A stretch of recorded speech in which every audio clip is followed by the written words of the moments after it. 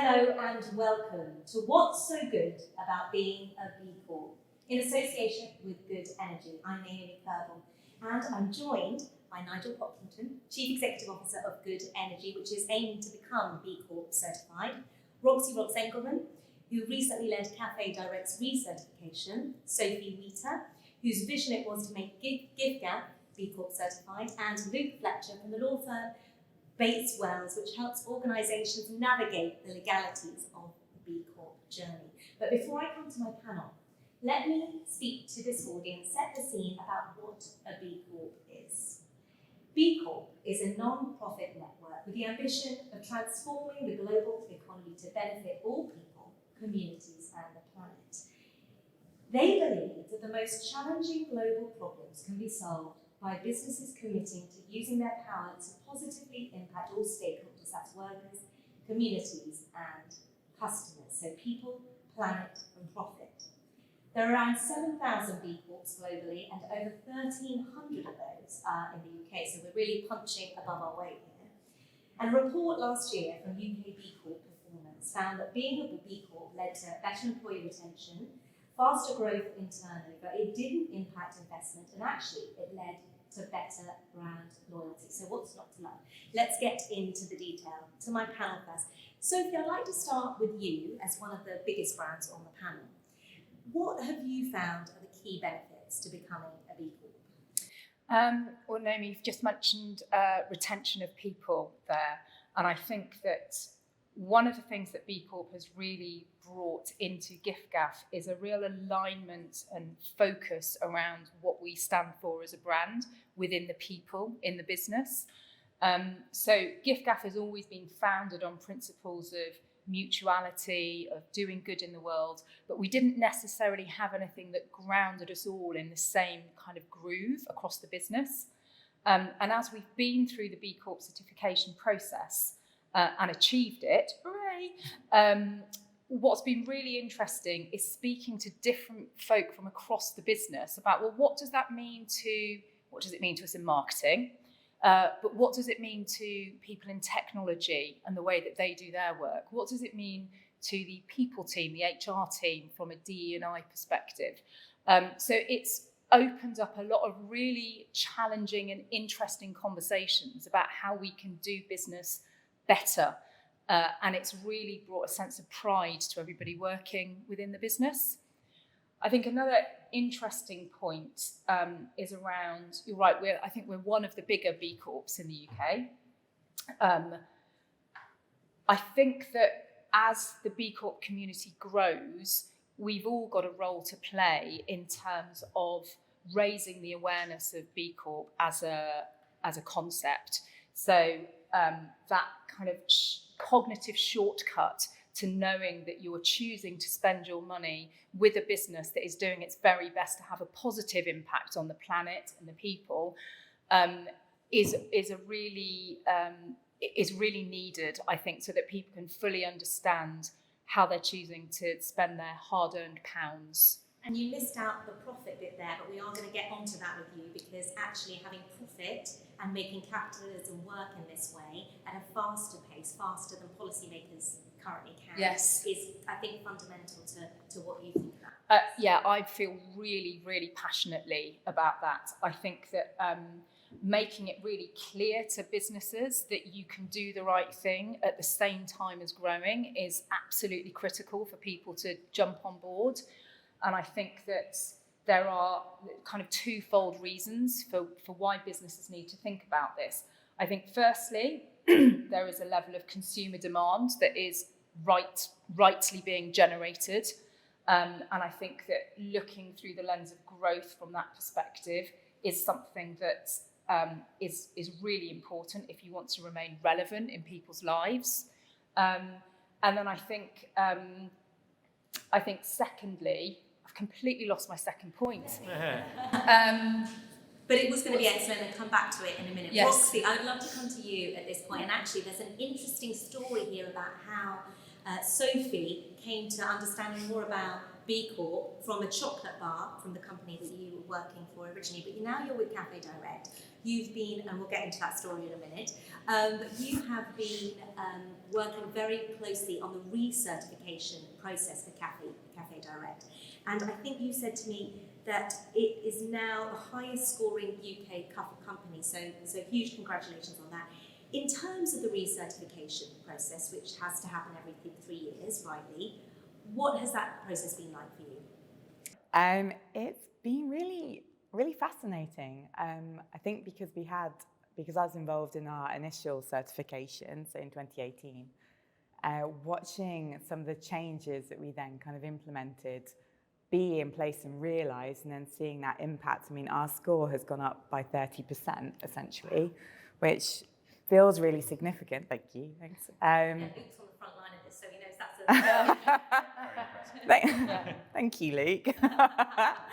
And we're coming at this from a perspective of already being a social enterprise, having feeling fairly confident that our articles of association, I say this with a lot of respect to Luke, obviously, we're already prioritising, shareholders and stakeholders in a more balanced way, which I think is something that B Corp talks about a lot, is kind of shifting that focus away, in a arguably better direction. We also have smallholder farmers, so our business kind of objective is to improve smallholder farmers' livelihoods. So whether that's sourcing, predominantly coffee, we have coffee farmers on our board. So at the most heart of our governance, we have 2 cooperative farmers, and we have an independent charity that also supports and is farmer-led in terms of the delivery of its programme. So with all of that, our governance score coming to recertification went up, and we finally, I feel a bit uncomfortable saying this in front of Luke, but we finally put the B Corp article, the sort of triple bottom line that you have to really certify into our article association. That pushed our points fully up. But there are still so many other areas that as a business, and this is it, Cafédirect's been fair trade certified since inception, so 30 years ago. B Corp, I think, positions itself as a kind of certification for a business. And it really genuinely does make you look in a really holistic, interesting way at how all these different elements that you just touched upon, and people and tech and so on, even for a small company like Cafédirect, there's only 28 of us, how all these factors intersect and where you can make improvements, and know that you're part of this much bigger community where everyone's trying to move in the same direction. So, Nigel, the thought of joining that larger community, which you're getting closer to, what do you think the benefits, what do you see as your vision for this? Why do you at Good Energy want to do this? I think we're looking for something that will very clearly demonstrate to all of our stakeholders, really, customers or employees, the generators who we work with, that we are incredibly serious about our purpose. And in some ways, going for the sort of triple bottom line lock really just cements the way the company's been run for the last 20 years. We've always been a very purpose-driven business. We have very high standards of governance. We've got a lot of accreditations from other bodies around the sort of the greenness, for example, of our supply mix. But actually, sort of embedding those principles in who we are feels a very important thing to do. And it's a particularly important thing to do, I think, in today's energy market, and greenwashing's already come up once in this conversation. There are a plethora of would-be green tariffs out there, and most of them are frankly nothing of the sort. You can buy REGOs, they're certificates that are issued when eventually some green energy is generated in a secondary market, and a few of those, and you can brand your tariff green. And there's sort of some awareness that this isn't quite, the real thing, but it's not that huge. And actually, having the B Corp certification is another way in which we can get across the fact that we are a genuinely renewable supplier, and that working with us means that you're genuinely supporting small generators across the UK.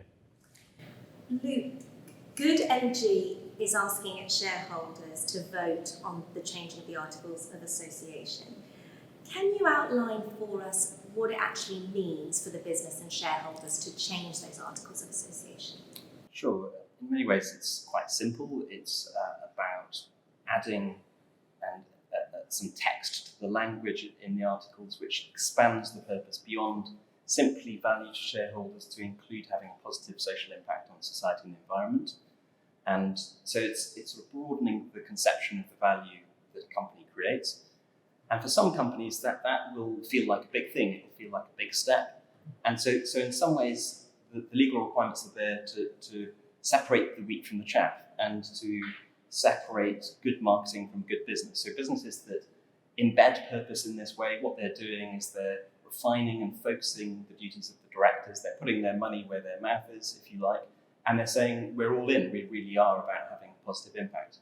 And I think Good Energy, that has this mission to create a cleaner and greener future, in many ways, that purpose already exists. It just doesn't exist in the articles. And so it's about taking that cognitive dissonance away, making sure that directors really are empowered to create a cleaner, greener future. And I assume that shareholders who are invested in Good Energy are already invested in the mission, in the strategy, already believe that that's the strategy that it should be delivering. And so I would imagine that shareholders would come wholesale behind the efforts of the management team. And I should say that there are some other listed firms that have done this. So Kin & Carter, Nigel knows well. So I'm on the board of that company, actually, which is the first London quoted business to become a B Corp. A long process, but actually one that the shareholders supported unanimously in the end. You know, we sort of geared up for an AGM with questions, and you know, this is a technology company. People invest in technology companies because they want growth. But actually, there was universal support for doing that, so they could sort of see the benefits of it to the wider society, to the people who work for the company, and so it was a very straightforward end of the process, really. But it's nice to have seen it done.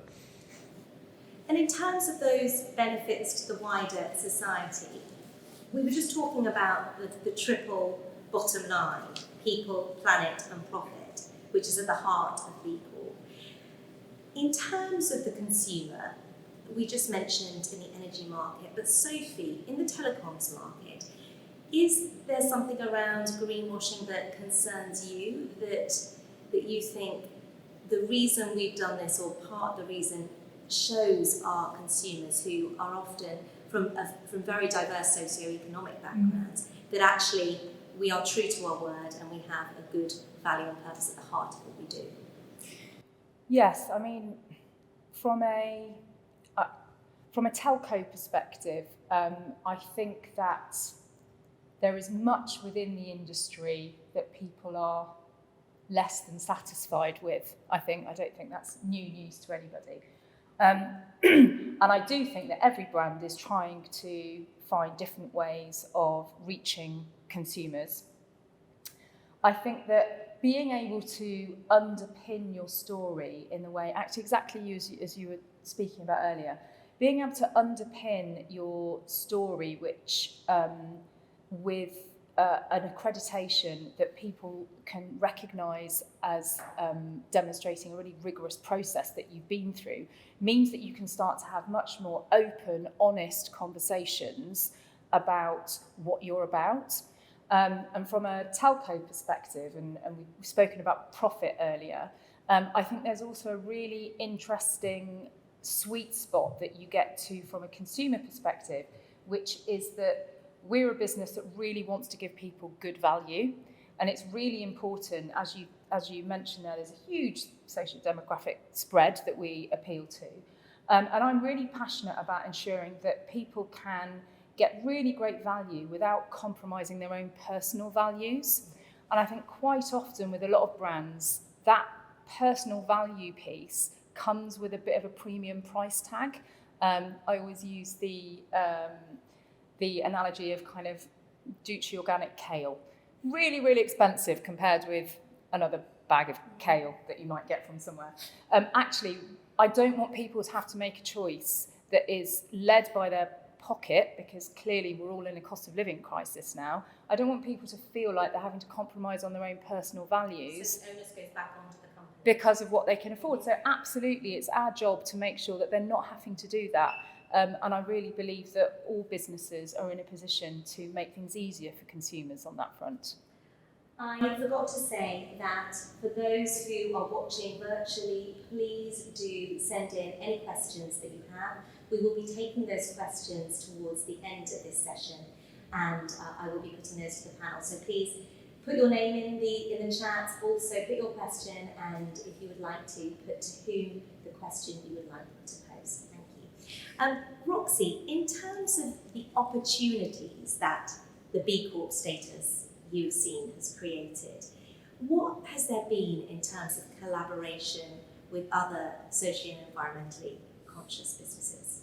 It's a great question because partnerships is really, there's a plethora of UK, as you said, and international businesses. So for example, a couple of years ago, B Corp organised almost regional conferences. So I attended one in Europe, and there was an opportunity to, again, meet companies that, due to the size of business and sectors, you wouldn't necessarily normally have a natural intersection or a reason to kind of talk about issues that actually impact us all in terms of consumer-facing companies or climate issues.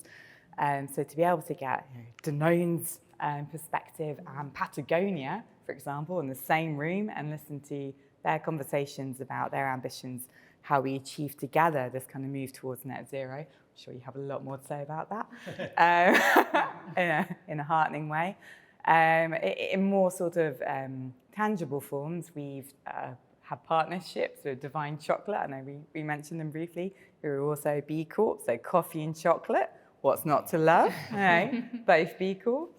And we've done a partnership with Cook recently.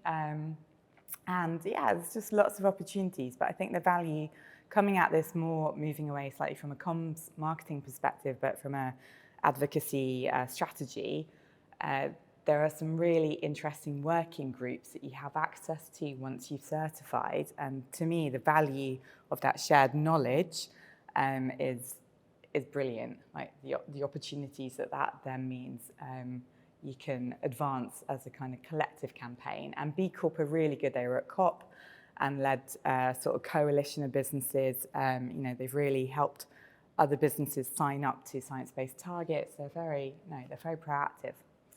Luke, in terms of companies' relationships with their employees, what have you witnessed in terms of how B Corp has helped that?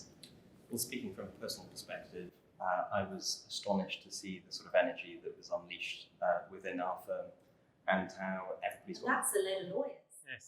It's quite strange, it really is. So it's not necessarily like us to get really passionate and excited, but actually people really are, and are really chuffed to be working for a firm that has embedded this in its constitution and put beyond doubt that it's there to have a positive impact on society. And I think that helps people to get up in the morning and to commit themselves and to feel like, actually, I might go above and beyond the call of duty because I really believe in what we're doing and how we're doing it. I think it also gives people license and permission to bring their ideas. So you were talking about people across the business and how they've really embraced it. What we've seen is people in facilities coming up with ideas about how we can have recycling points at work, for example, for hard to recycle items, because they really want to play their part. And they're bringing these ideas to senior leaders within the firm. And you see that replicated across the firm as a whole. I think the other thing I would say is that pretty much everybody who interviews with us, if you say to them, why Bates Wells, they will say, the first thing they will say is, you're a B Corp. And it's this cognitive shortcut, this sort of code for you have values that I align with. You are in it for more than yourselves, and I want to be a part of it. Is that a demographic thing? Is that quite a millennial Gen Z thing? Do you see that from older workers over 50s? I think within our existing workforce, everybody embraces the B Corp model, and everybody's full square behind it. If I look at who wants to get in, the demand from younger people is enormous. I'll get the stats wrong, but it's something like 50 plus applications for each training contract, for instance. people are desperate to work for firms that they think are doing good in the world. And I think young people look at the challenges, they look at the energy transition, and they want to be part of the solution rather than part of the problem. Sophie, you're nodding. Is that your experience as well, particularly in attracting and retaining talent? Yes, yeah, absolutely. I think that I think it is a generational thing, although I also think that's a bit of a broad brushstroke to lay over it. So I would say, very similarly to you, across our entire business, there are people that are really passionate about this, and it doesn't all sit within one generation in the business. But I also know, just speaking to recruiters as we do go through those recruitment processes, that being a business that has values exactly as you say that align with people's personal values is becoming more and more of a demand within the recruitment space, just as I believe it is within the consumer marketplace. So yeah, it's a really strong pull factor, I think, from a recruitment perspective. Madeline Albright said, I often wonder to what extent business can help society in its goals and alleviate poverty, preserve ecosystems and build strong communities and institutions. B Lab has proven that there is a way. So for the late, great Madeline Albright, perhaps we can go to you, Roxy, and talk a little bit more on the planet front around what you are doing to empower smallholder farmers for the past 30 years, and how B Corp has contributed to that positive social change. Indeed. Well, the good questions, aren't they? But that's why we're here. I was actually just taking a moment to reflect, because B Corp, before I answer this, it's almost, and again, I don't know if you found this, the panel found this, but it almost feels slightly philosophical. So you have this very arduous process of gathering lots of information in a very rigorous way, but then also there's a kind of conceptual piece where you're thinking, wow, what does good look like for us? Like, how can we, what are our views on our impact and community? B Corp is sort of focuses on 5 areas. So governance is one of them, community, workers, environment, and in terms of answering your question for Cafédirect, the way we source, the relationships that we hold in partnership with smallholder farmers really goes hand in hand with restoring and our sort of approach to the environment. So 72% of the coffee we purchase is organic, certified organic, and organic, although it grows less coffee, it uses water and more natural inputs, so there's a kind of restorative piece there. We also have been investing in a sort of reforestation project that didn't come out of it. It was way before the sort of net zero ambitions and talks about how to manage carbon. It came out of a situation which involved a co-op and basically the effects of climate change creating mudslides impacting a community we source from below, and actually reforestation just pragmatically helps restore the soil and integrity, and it provided income for another community of farmers. So that's a project we've been involved in for over 10 years. But we're looking at a regenerative agriculture policy in partnership again with co-ops. Like I said, we have members of smallholder farmers on our board, and we're Producers Direct, our NGO implementation partner. It's a very long title there. And remind me of your last question, how it relates to... Well, let me just take you on a bit, because I remember when we spoke earlier, you were talking about how, when you went through the impact assessment, in terms of environment, you thought, we're going to be great on this. Yeah. But actually, you said that going through the process, the rigour, as you were just saying, really highlighted throughout the supply chain how improving those smallholder livelihoods was so essential, and the more that you needed to do or wanted to do in order to up the point score. Yeah, no, that's true. Well remembered. I think actually it was less about. I think we sort of were quite familiar with our, like I said, sourcing strategy and cooperative partnerships. What we didn't actually maybe realise the oversight that we don't have is over. I think someone said you can't measure what you don't monitor, or you can't monitor what you don't measure. Bit of management truism. But Thank you. Well, in this case, like the B Corp environment section wants you to know exactly like water and waste and air quality almost, and your responsibility in how you dispose of hazardous waste, and obviously we're very compliant, but all the way through your supply chain, so including your manufacturing partners, including right the way through end to end, and that actually is fascinating, because if your focus is social enterprise on a social mission predominantly, and then it's like making you think again, like slightly wider lens across your whole business. So that's the opportunity that we've spotted to improve and sort of put in better processes that monitor that in our own operations. Again, I don't know if you found similarly. We going through the process, what I thought was sort of looking at our building. We're a BREEAM certified building. We use great water for loos. We have great recycling. We were feeling really confident about that specific part of the work. But it was only through unpicking all of that we realised actually we are carbon neutral apart from the gas boiler in our building. The building, we rent a floor with it within the building that we're in. And to know that actually... Too expensive to move. The gas boiler. Both the gas boiler But it opens up wide questions, right? It's okay. Well, we've got a X number of year lease on this, and we've spoken to the building managers, and we know that gas boiler is expected to last for another 8 years. So actually, what are the choices we've now got? And whilst it doesn't necessarily give you a solution, what it does mean is that you can be really focused on the choices that you make and the solutions you try and get to, because you've got all of that information, exactly as you say, because you are made to monitor and measure and measure and monitor.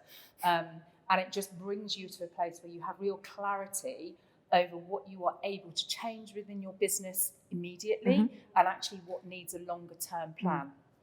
And how open is the certification process to those conversations? Because it's one accreditation, however, it can't be one size fits all for all these different sectors. Maybe you can answer. I have to say, I'm not that close to the certification process, but there's a certification team, and I know there's dialogue that takes place. And there are, I think, times when you can say, well, actually, the question doesn't quite work in our business, and you should look at our business a bit differently for the following sorts of reasons. And I think they do think about these things and they exercise judgments.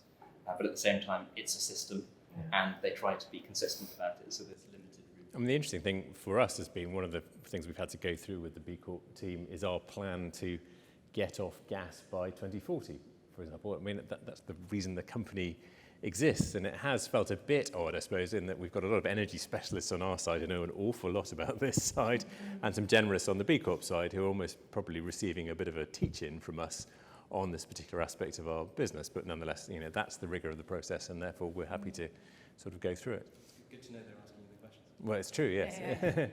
And I think actually for businesses generally, having that kind of flight path to getting to a place where you are complying with regulation over the next 5 or 10 years is, the consumer demand is there and is rising. And I think that, my personal opinion, not an opinion of GiffGaff, my personal opinion is that not enough is happening from a governmental and regulatory perspective.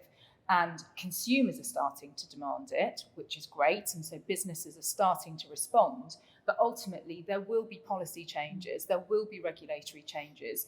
And depending on what business you're in, that could be a massive problem if you haven't actually started to look at those longer term strategies about where you need to be, whether it's just within your own wheelhouse or looking out at suppliers. So I think it's another really good reason to go through a process that, do you know what? If you don't pass the process first time round, that's fine.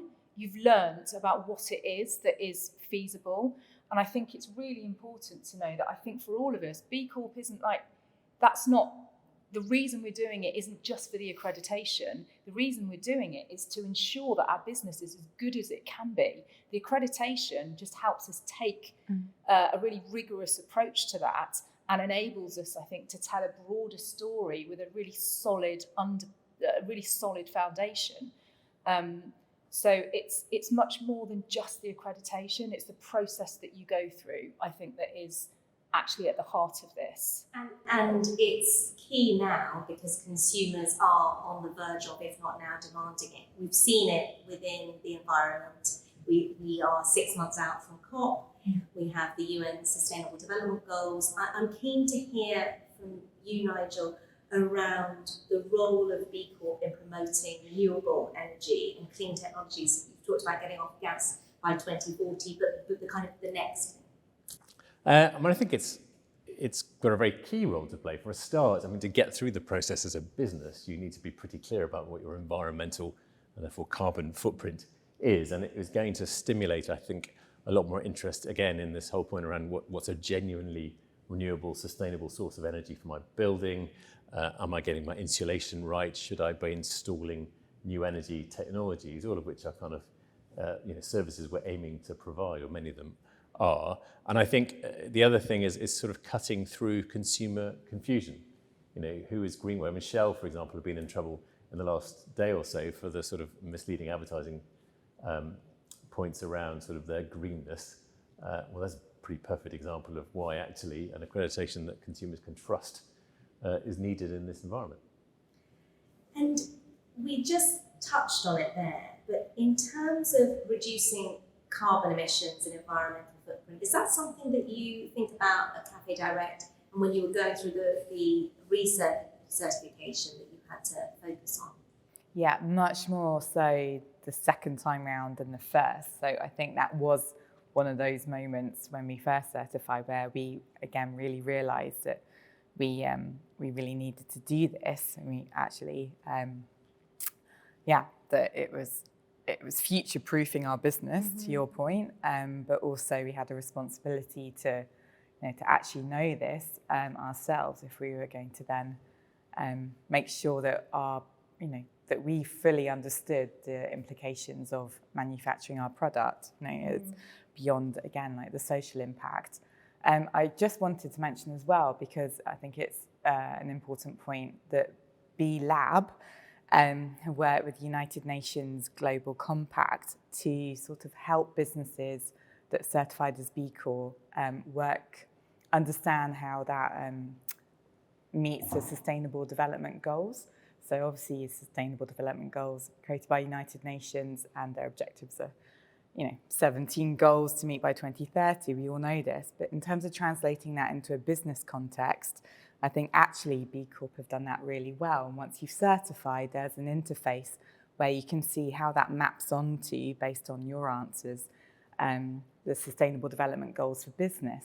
And I think that's a really helpful tool because, again, it gives you an oversight as to kind of where your positive impacts are and where you can maintain and improve areas, but also where, not negative is too binary, but where there are kind of areas that you're realizing need to be nurtured and developed as well. They may have been somewhat overlooked. So that, again, is for a social enterprise, it obviously makes sense for us. But I think for businesses that have come on the B Corp journey, you can frame your impact somewhat differently. And I don't know if you found that.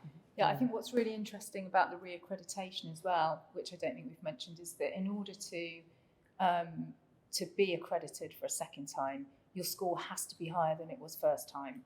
So I love this about the whole thing. It's not like B Corp, we're done.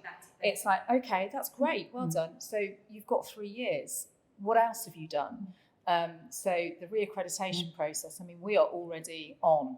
Okay, well, where are we up to? What are the areas of opportunity that you mentioned there that we could be investing more of our time in? And knowing actually that you're setting yourself on an ever-evolving path of goodness is a great feeling when you're investing so much of your own personal time and energy into your workplace. speaking of that ever-evolving path of goodness, that I think that sounds sort of good. right, for shareholders comes back to the profits, right? We want to be investing in companies that are going to do well in the immediate or in our pension pots, etc., etc. So if we think about what you were saying before, Sophie, about getting ahead of the curve, tell me a bit more about the advantages you've seen or surprise benefits from becoming a B Corp. In terms of getting ahead of that curve, so I mean, I think Through a profit lens. yes, yeah. In very much the same way, I think Nigel has spoken about good energy, and clearly Cafédirect sits in this camp as well. We weren't re-engineering the business or turning ourselves into something that we weren't. So, you know, when it came to discussing articles of association, which are it's a big change. You're asking an awful lot from your shareholders to get on board with this. But actually, because of the business we were, you're absolutely right. You're not actually asking for more than we have already committed to as a brand and as a business. So from that perspective, we weren't re-engineering ourselves. But I think what we are doing is putting much more shape around who we are as a brand, what we stand for, and therefore who we are from a kind of growth trajectory perspective going forward over the next 5-10 years. I think all of us here use that foundation as part of our overall narrative to consumers.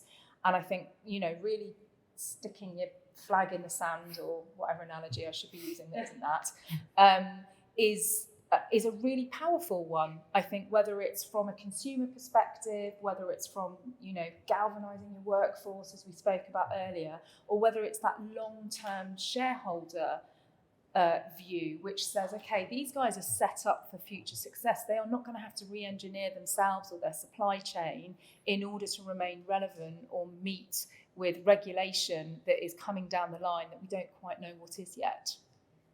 In terms of this tricky moral hazard, as I'm liking to thinking about this, of profit versus purpose, and the kind of within the context of capitalism, how do you think, and maybe Nigel, I come to you with this kind of big question, if we go, which, you know, I don't think good energy does, but if we think about, you know, unashamedly going for profit and growth, do you think that actually the bigger we are, the bigger impact we can have, and therefore we can go for that profit? Yeah, I would first answer this by actually sort of pushing back on your question a bit. I'm not sure it is that much of a moral hazard. I think a well-run business, you know, has a lot of, you know, parties to serve, if you like, but a key part of it is to be a, you know, robust, healthy business that's capable of both, you know, giving people a return for the money they've entrusted with you, and also capable, therefore, of investing in future growth. And I think actually, you know, we're a public company. That's quite an interesting way of governing the nature of that growth, because you've got to think about, okay, how can I make sure the company remains sustainable? How much of it do I need to give back to my shareholders in the form of a dividend, say, and how much of it is around, look, trust us or buy into us. We are investing for a future which is entirely in keeping with our purpose. And actually quite a lot of my own sort of support for our B Corp application is because I think we need to, you know, ensure that actually this is the role of businesses large and small in society, really, and we should get comfortable with the idea that you can serve two masters, if you like, or three masters, more than sort of thinking of it as a sort of a trade-off. And I think all, you know, one of the things that B Corp and the sort of triple bottom line does is almost say to you as directors, in your pursuit of a growing stream of profits, are you doing the right thing by your own people and the planet? And I think there's no bad thing in that, but I sort of don't see it as a dichotomy. I think it's just an essential part of what a sustainable business looks like. So park the moral hazard. Yes. Shall do. I would like to go to questions from the audience now. I have one already, so I'm going to stick with Nigel for a moment. and it's specifically on good energy. So Nigel, what difference will the change to good energy's articles make to how the business operates? Well, in the short term, I would hope relatively little, because we're a purpose-driven business with a sort of obviously an environmental agenda at our core. I think in the longer run, it should be clearer still to shareholders where we are doing things for all three of those elements in the sort of triple lock, if you like. So, our investment behind our own people needs to redouble. We need to be clearer still in terms of the environmental impact of what we're doing, for example. But I suppose the interesting thing about our application for this is it's a certification that supports the purpose of the business already and just reinforces it, if you like, rather than calling for a real change in direction. You were part of the founding team to bring B Corp to the UK with B Lab in 2014-15. Tell me, this question around how the Articles of Association changes things for the business and potentially shareholders, is that something that you come up against? I think it was a bigger question early on. And so when there was a very, very small number of firms that were doing this, it felt like a bigger step for firms to do it. And there was less, by way of facts on the ground, the community was smaller, there was less data, fewer advisors had seen this sort of thing. I think we're now at a point in time where, talking about it from an advisory perspective, advisors want to be advising B Corps. They want to have that know-how. They want to understand how B Corps work. You look at the community, it's growing exponentially. I think it's 1,300, 1,400. It's probably going to be 2,000 in 6 months' time. You look at the brands coming through, the size of these brands. I think there are 70 firms in the UK that have over 100 million turnover, for example. And it seems like there's this unstoppable momentum. And so I think people then look at that and see that there are all manner of successful firms that are B Corps and get comfortable that actually there isn't any necessary trade-off.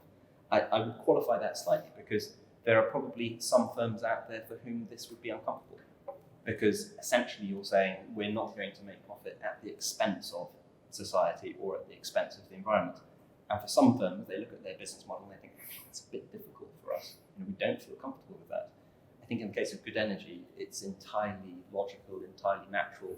And in some ways, if you look at it cold and you come at it fresh, you'd say, well, why don't the articles already say that good energy exists to have a positive impact on society and the environment? Because that's its purpose. And if I gather that I'm the second CEO of Good Energy in its history. It was founded by a woman called Juliet Davenport, and she was telling one of my colleagues that one of her regrets actually was not establishing it in the articles when the company set up. But obviously, if you're setting up a company, you will tend to go to your lawyers and say, give me some fairly standard articles. And certainly when you list a company, certainly when we listed 12 or 13 years ago, that was the only thing you were going to do. Yeah, I mean, given where you're at, it would be a crying shame not to write it in and get the accreditation, because you're already acting like that anyway. Yeah. So actually, this just becomes then a stamp that you can use to go out and speak more widely. And the way I've always thought of it at GiffGaff is, when people lift the bonnet on us, I want them to see that we really are what we say we are. And it gives that opportunity to say, yeah, there's still some stuff we'd like to be better at, but actually we have met a standard that we're really proud of. And you get points, from what I can understand, by doing business with each other. A question for you, Sophie. Does that mean that actually sometimes you look at your supply chain and you think, we need to put this out to tender because I'm not happy with X, Y, Z? We've got a pretty rigorous process in place already with our throughout our supply chain. But I know that, as opportunities come up, looking at new businesses. So recently we've just done a huge piece of work around bringing a new media agency on board. And what it did mean is I could be really firm that what I needed within that pitch was a really clear picture. And did you go to B Corp accredited companies first, out of interest? Do you know what? It's a complicated answer, because it was within the realms of what the shareholder was looking at. But what I was really pleased that it did allow us to do was have that conversation in a way that meant, okay, this needs to be scored on whether or not we're happy to work with this business. And you sort of have that template to hand. And yeah. To you, Roxy, there's a question here, but it's not directed, so I'm going to come to you. And given you've just done, or relatively recently, the recertification, did you come across any obstacles during the process, or was it smoother than you thought? It wasn't as smooth as our coffee. Sorry. You've had that one waiting up the sleeve. No.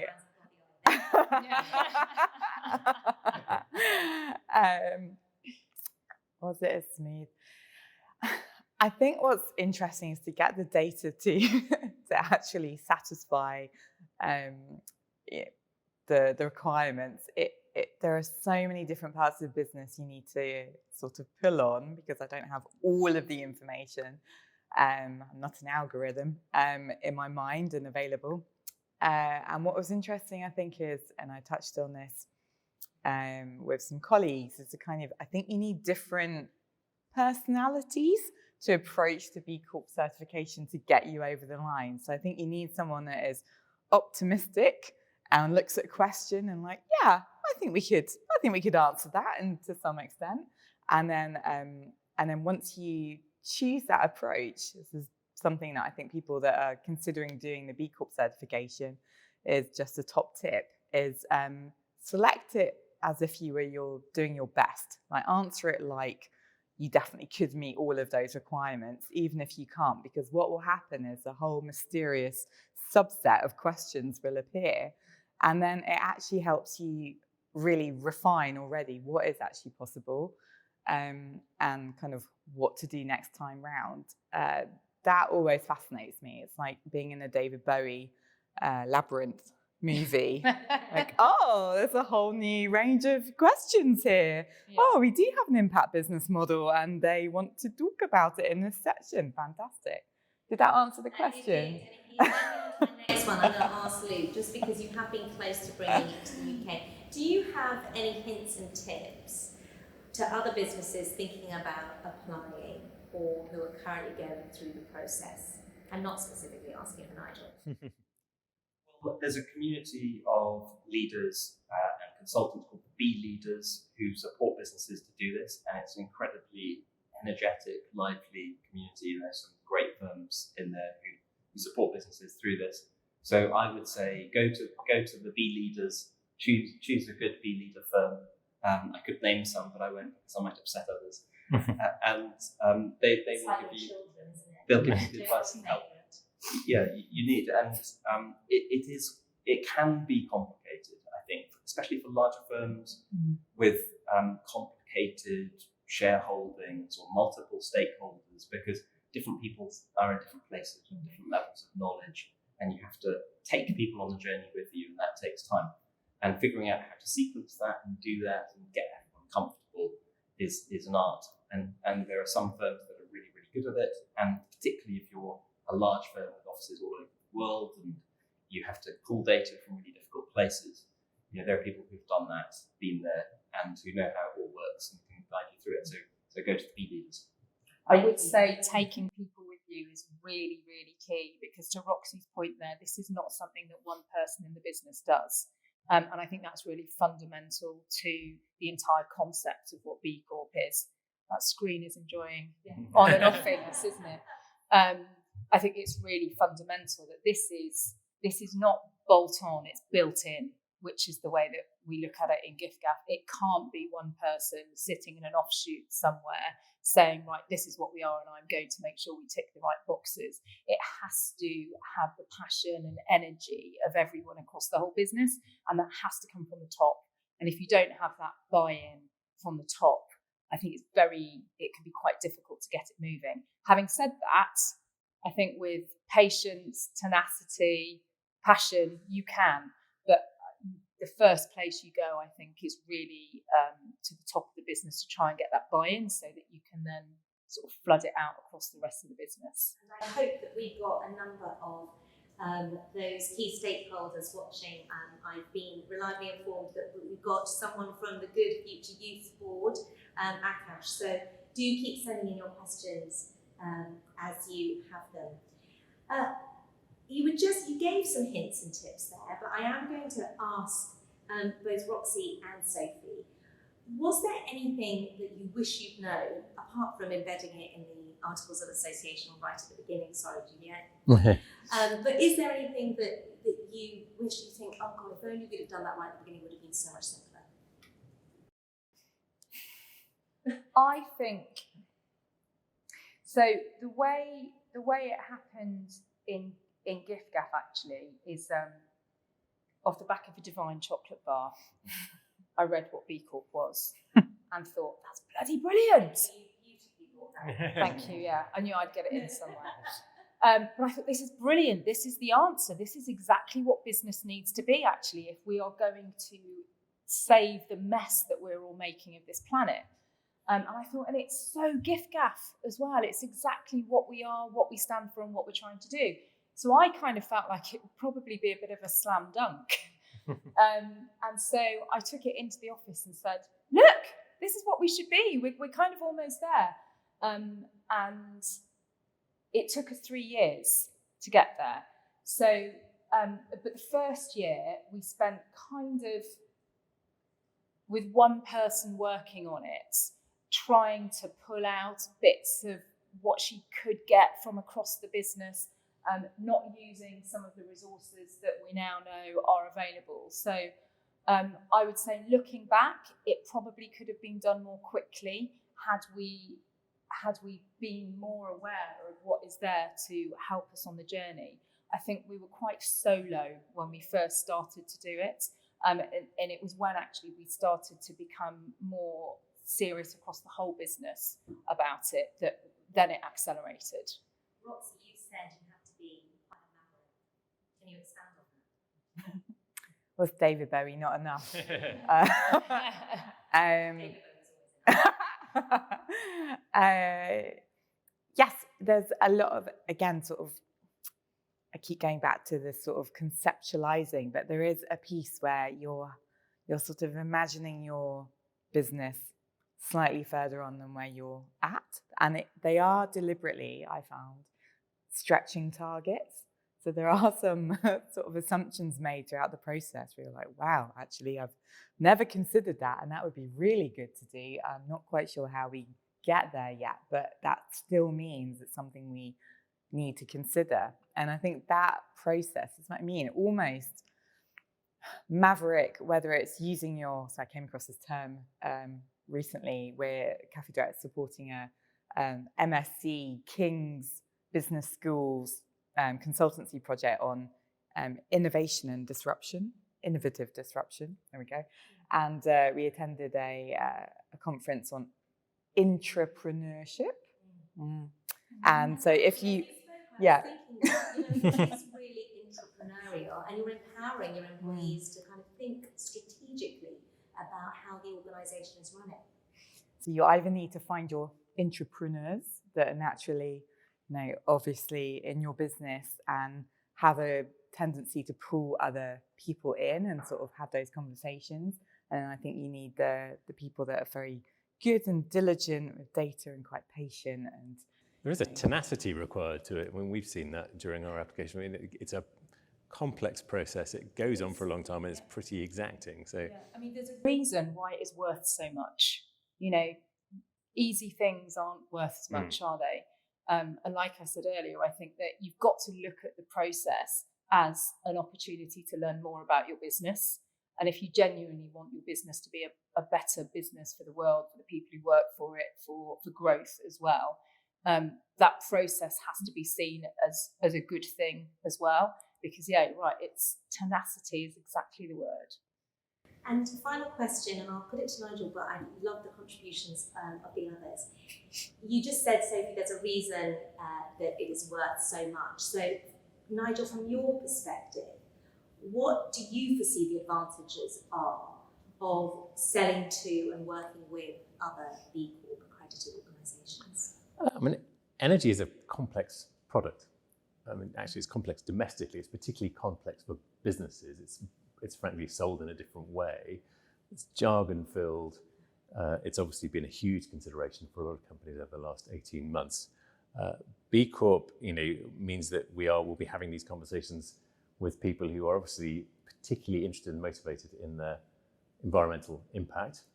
And good energy is one of the very few suppliers that pretty much at a stroke can make a significant difference to that. So I think we have rightly talked about what B Corp means for sort of organisations' purpose and role in society for all of this. There's clearly a commercial advantage for us as well in just helping put a real stamp on what we stand for and why we are different in a pretty crowded marketplace. Honestly, maybe. I think one of the really exciting things about joining the B Corp community is you join a movement, and it has a life of its own. It's got this vitality, and there's no one. B Lab is curating, coordinating, but it's got a life beyond I've B heard Lab. about the beehives. Yes, it's a hive of activity. It's incredible, and there's just so much going on. There's so many people who want to get in, and those who get in want to do things.